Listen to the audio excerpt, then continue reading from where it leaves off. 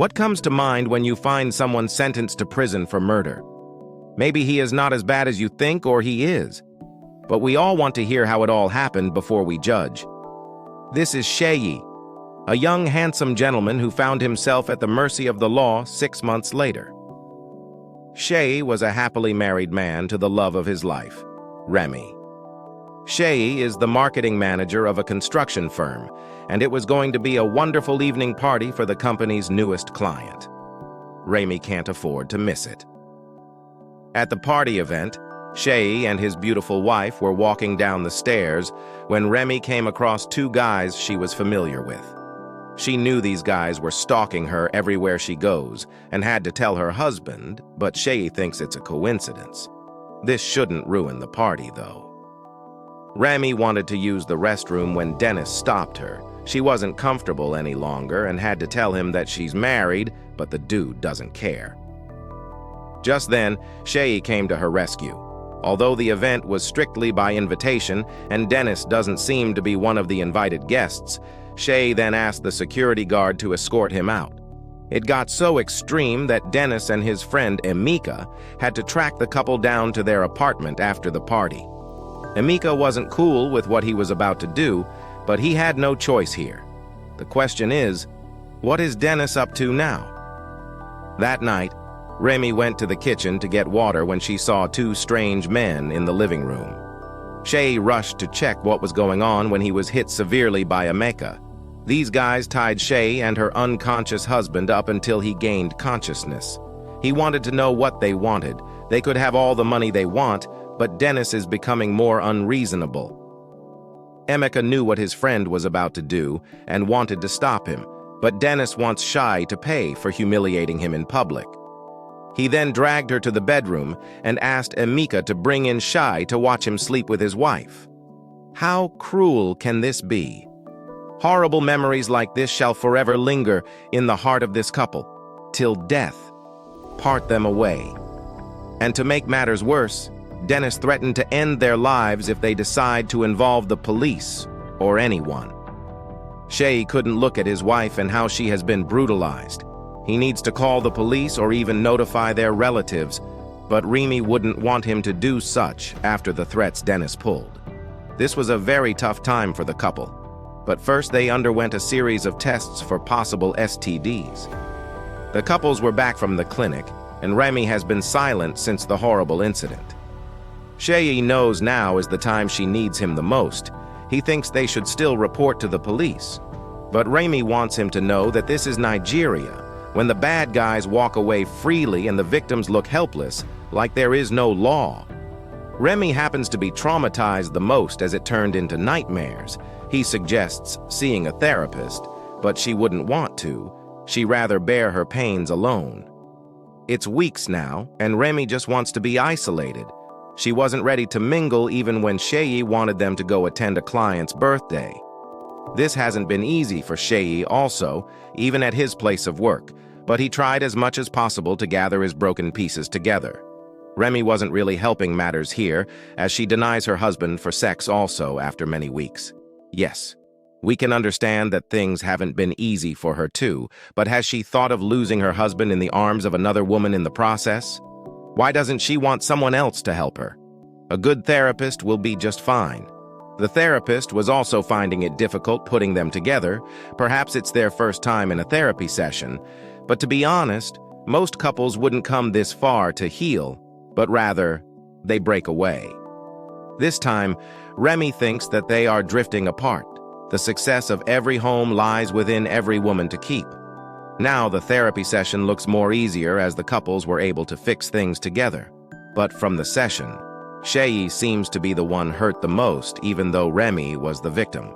He felt his ego bruised when he was unable to protect her, after all the promises made to her.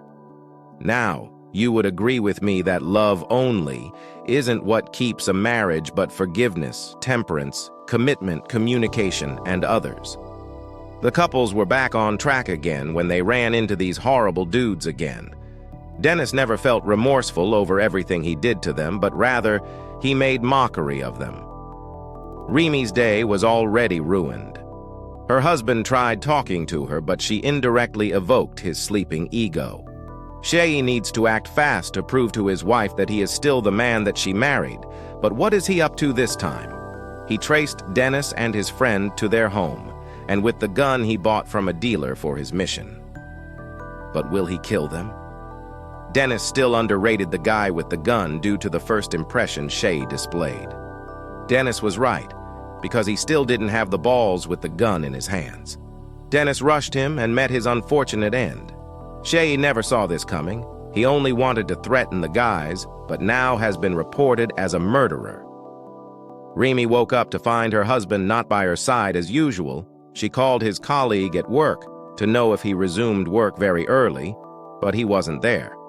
Shay was already in the police cell and was given the opportunity to call his wife. She rushed down to the police station to find out what had happened.